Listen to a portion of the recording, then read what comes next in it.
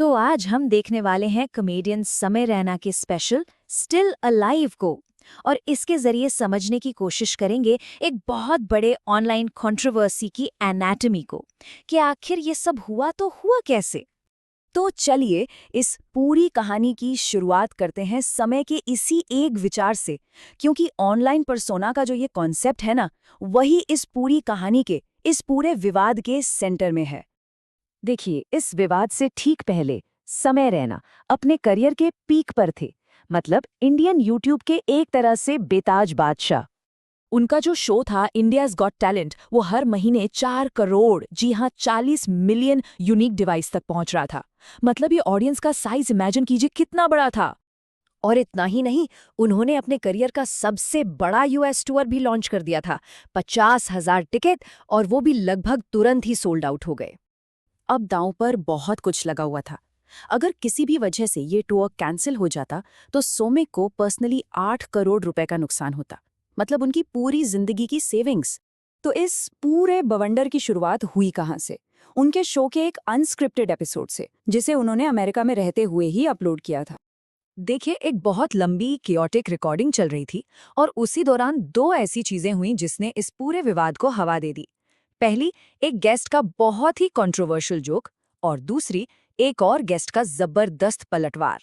हाँ, तो अपूर्वा नाम की एक फीमेल गेस्ट ने एक मेल रैपर को ये करारा जवाब दिया।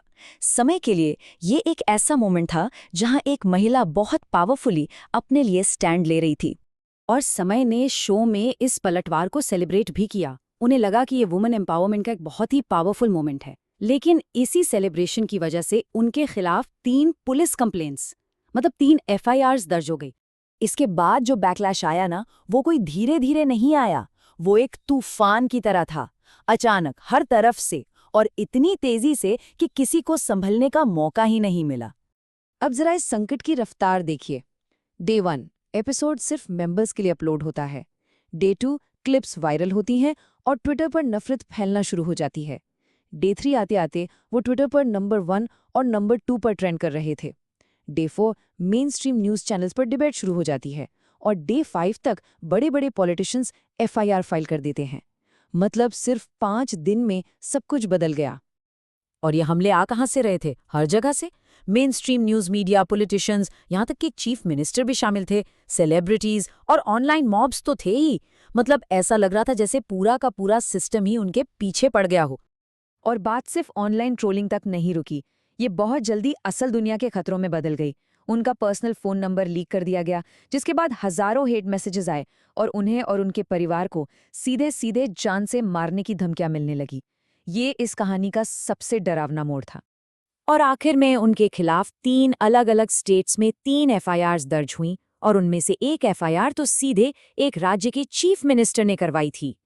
तो जब करियर पूरी तरह तबाह होने की कगार पर था और पर्सनल एंजाइटी पीक पर, तब सहारा कहाँ से मिला? कुछ ऐसी जगहों से जिसकी शायद उम्मीद भी नहीं थी। सोचिए, जब किसी की पूरी दुनिया बिखर रही हो तो वो मदद के लिए किसे फोन करेगा?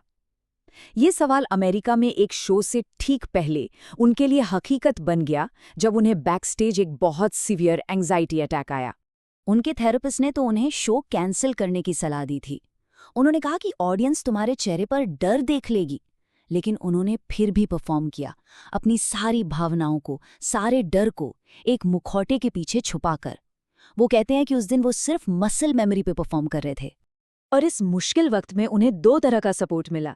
एक तरफ उनकी माँ की गहरी हमदर्दी थी, जो उनके मजबूत दिखने की कोशिश के आर पार देख सकती थी, और दूसरी तरफ उनके पिता की प्रैक्टिकल ग्राउंडेड स्ट्रेंथ थी।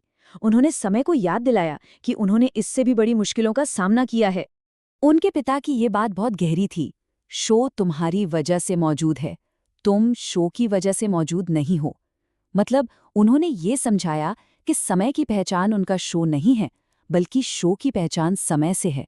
इस एक लाइन ने उन्हें वो पर्सपेक्टिव दिया जिसकी उन्हें उस वक्त सबसे ज्यादा जरूरत थी।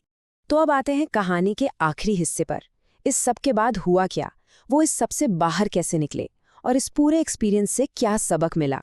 जब वो इंडिया वापस आए तो वो पुलिस स्टेशन गए। वहां उन्हें पब्लिकली माफी मांगने की सलाह दी गई, और उन्होंने वैसा ही किया। उनके सामने 2 रास्ते थे, एक कॉमेडियन के तौर पर अपने आर्ट पर अड़े रहना, या फिर सिस्टम की ताकत को समझते हुए प्रैक्टिकल फैसला लेना। उन्होंने दूसरा रास्ता चुना। और उन्होंने अपने इस फैसले को अपने कश्मीरी पंडित होने के इतिहास से जोड़ा। उन्होंने कहा, आप तभी लड़ते हैं जब लड़ाई फेयर हो।